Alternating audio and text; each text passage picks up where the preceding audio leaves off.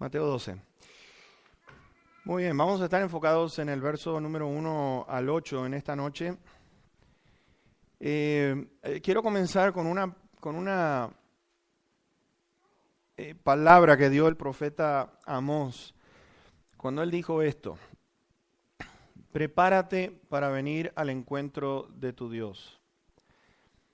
Prepárate para venir al encuentro de tu Dios.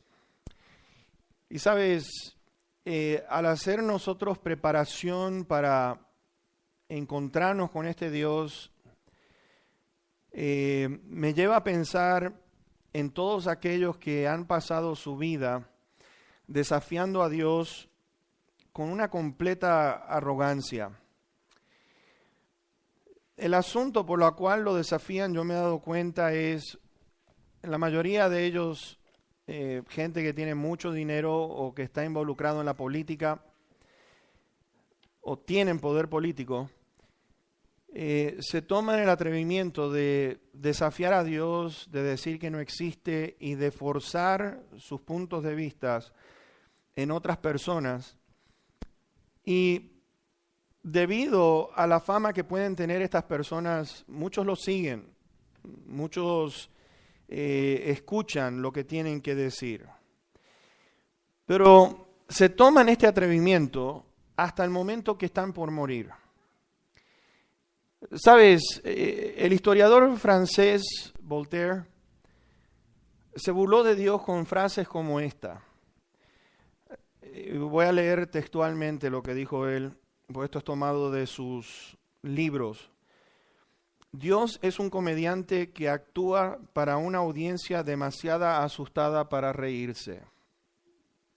Dios es un comediante, esto es burlándose de Dios, dice que Dios es un comediante que actúa para una audiencia demasiado asustada para reírse. Otra frase que él dijo fue esto: si Dios no existe, sería necesario inventarlo. Es decir, de acuerdo a lo que nosotros necesitamos, creamos a este Dios. De acuerdo a lo que yo quiero, lo que yo deseo, necesitamos inventar a este Dios. Sin embargo, la enfermera que estuvo al lado de Voltaire cuando estaba en agonía, muriéndose, y estuvo a su lado durante toda la noche, ella escribió esto: no quisiera ver a otro incrédulo morir como murió este hombre, porque se la pasó gimiendo, pidiendo perdón porque iba al infierno. Este hombre se dio cuenta que ya se estaba acercando su tiempo, se burló de Dios, dijo que no existía, y sin embargo, cuando el momento le estaba llegando, estaba pidiéndole perdón a este Dios, gimiendo por perdón, pero sabía que igual él estaba por irse al infierno, porque no era un perdón genuino, sino un perdón así de miedo que él tenía. Anton LaVey, o LaVey, algunos lo conocerán, otros no, pero Anton LaVey es el que fundó en San Francisco la iglesia satánica y escribió la Biblia satánica.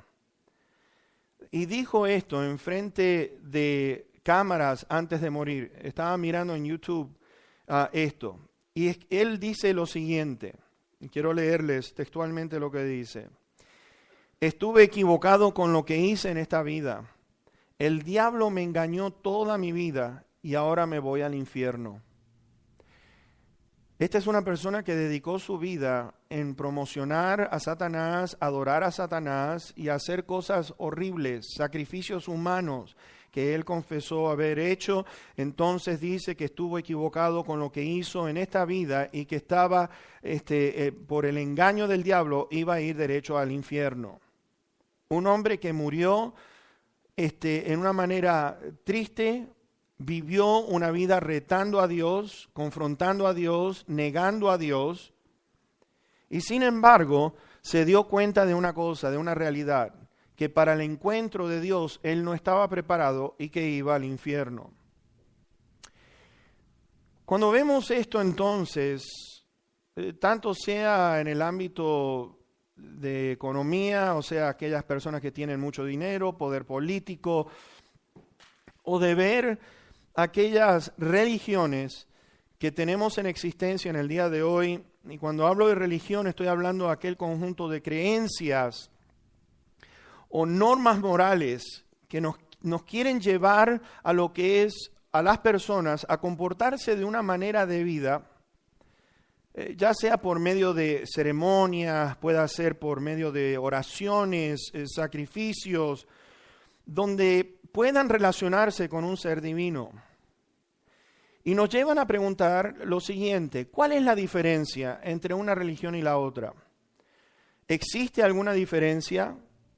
¿Y por qué Jesús? ¿Por qué nosotros predicamos a Jesús?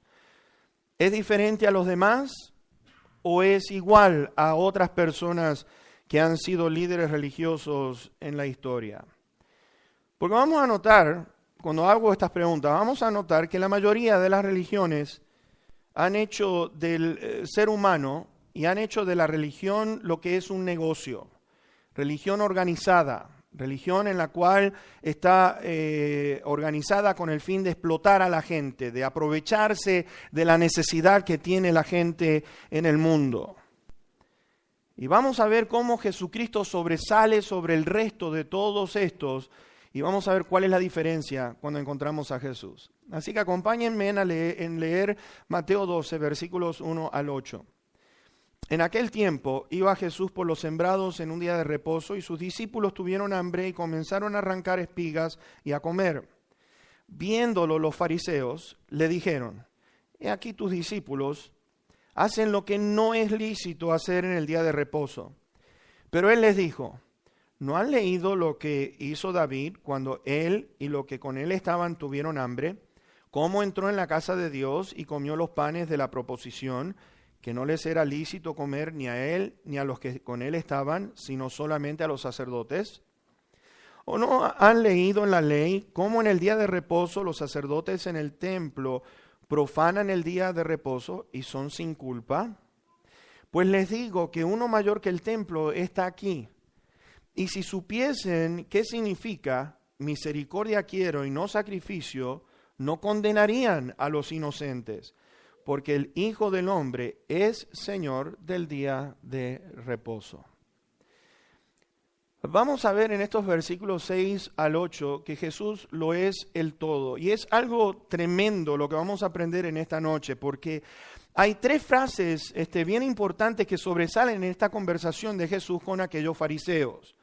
Es una conversación profunda en lo que respecta en la distinción de la enseñanza de Jesús y las enseñanzas de los fariseos por aquella práctica que esta gente tenía establecida en tradiciones de hombres que no ayudan para nada a establecer una unión con este Dios.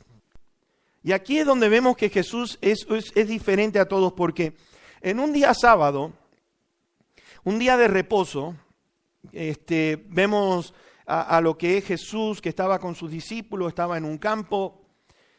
Y entonces, me imagino que después de recorrer cierto tiempo, habrá tenido hambre, habían sembrados, tuvieron hambre y dice que comienzan a arrancar espigas para comer. Ahora, la observación del día de reposo era una parte religiosa, una práctica religiosa que había dos razones por ello. Número uno, es adoración a Dios. Era un día para apartar, para adorar a Dios por todo lo que Él había hecho. Porque este Dios es creador y de poder enfocar nuestra atención en quién es este Dios, lo maravilloso y grandioso, lo que ha creado y que nos ha creado a todos nosotros con un propósito increíble. Y lo segundo, fue creado para darnos reposo, descanso. Sábado significa descanso, reposo. De haber trabajado durante 6 días, era un momento para reponernos físicamente, era un momento para reponernos emocionalmente, espiritualmente. Fue creado con ese propósito. Y los supuestos guardianes de la ley, que eran estos fariseos, estaban al acecho para poder censurar al Señor Jesucristo, para ir en su contra. Y estaban pero tan ciegos en su manera de entender ellos, que le preguntan para ponerlo en ridículo al Señor, pero sin embargo es Jesús que le hace preguntas a ellos para mostrar lo inadecuado que eran para contestar con respecto a cosas espirituales. Esta gente decía saber o conocer la palabra de Dios, pero estaban lejos de entender lo que la palabra de Dios quería decir. Y le está dando el ejemplo de David. Y fíjense de cómo él, por ejemplo, había transgredido la ley cuando permitió a sus soldados comer el pan que era consagrado para aquellos sacerdotes, que era consagrado para Dios. ¿Y saben qué hubo? Como siempre, hubo silencio de parte de esta gente. No podían contestarle al Señor porque habían caído nuevamente ante la sabiduría de este maravilloso Jesús.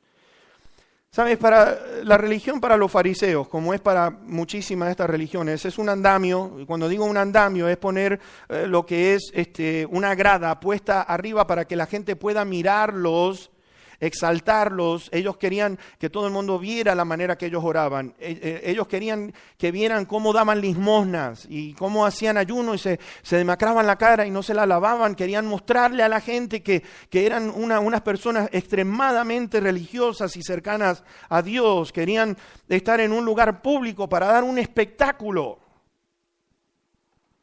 Querían que los viesen, que fuesen alabados por esas oraciones y limosnas. Y como ellos, hay muchos en nuestros días que están en esa misma condición y con ese propósito de que se han olvidado cuál es la verdadera adoración a Dios. ¿Sabes? Porque hay algo, yo quiero que notes esto, versículo número 6, presta atención a esto.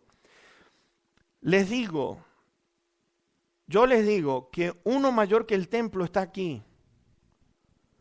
Ahora, esto es algo increíble lo que yo no sé si ustedes están percatando lo que está diciendo. Uno mayor que el templo está aquí. El Señor le está diciendo que David y sus soldados entraron al templo, hicieron lo que estaban haciendo en un día de reposo, y el Señor le está diciendo, alguien mayor que el templo, lo que ustedes consideran tan importante, está aquí. Ahora, ¿qué estaba diciendo el Señor Jesús? Porque tenemos que imaginarnos lo que representaba el templo para esta gente. Era el lugar donde Dios se reunía con ellos como pueblo suyo. Pero hay una enseñanza pero tan profunda que debemos de considerar que Jesús es mayor o más grande que lo que es un templo, lo que es un edificio. ¿Sabes por qué? Porque Jesús es una persona, un templo es un edificio. Y el templo se había convertido en un lugar de ceremonias, donde se esforzaban para tener supuestamente una relación personal con Dios, pero estaban completamente lejos. Y sabes, la Biblia nos dice de este pueblo y cómo los fariseos continuaron con ese tipo de adoración a Dios. Ahora, ¿por qué? Vayamos a Isaías capítulo número 1. En Isaías capítulo número 1, vamos a ver desde el verso 10 al 17. Y ustedes van a ver aquí que Dios está llamando al arrepentimiento verdadero. Algo estaba sucediendo con esta nación. Y el Señor Dios le está diciendo príncipes de Sodoma. Ahora, fíjense en ustedes qué título para ponerles. Príncipes de Sodoma. Oigan la palabra de Jehová. Escuchen la ley de nuestro Dios. Pueblo de Gomorra. Los está comparando con Sodoma y Gomorra. ¿Para qué me sirve, dice Jehová, la multitud de sus sacrificios? Ahora fíjense en las palabras del Señor. Hastiado estoy de holocaustos de carneros y de cebo de animales gordos. No quiero sangre de bueyes, ni de ovejas, ni de machos cabríos. ¿Quién demanda esto de sus manos? Cuando vienen a presentarse delante de mí para hollar mis atrios, no me traigan más vana ofrenda. El incienso me es abominación, luna nueva y día de reposo. El convocar asambleas no lo puedo sufrir. Son iniquidad sus fiestas solemnes. Sus lunas nuevas y sus fiestas solemnes las tiene aborrecidas mi alma. Me son gravosas. Cansado estoy de soportarlas. Cuando extiendan sus manos, yo extenderé de ustedes mis ojos. Asimismo, cuando multipliquen la oración, yo no oiré. Llenas están de sangre sus manos. Lávense y límpiense. Quiten la iniquidad de sus obras de delante de mis ojos. Dejen de hacer lo malo. Aprendan a hacer el bien. Busquen el juicio. Restituyan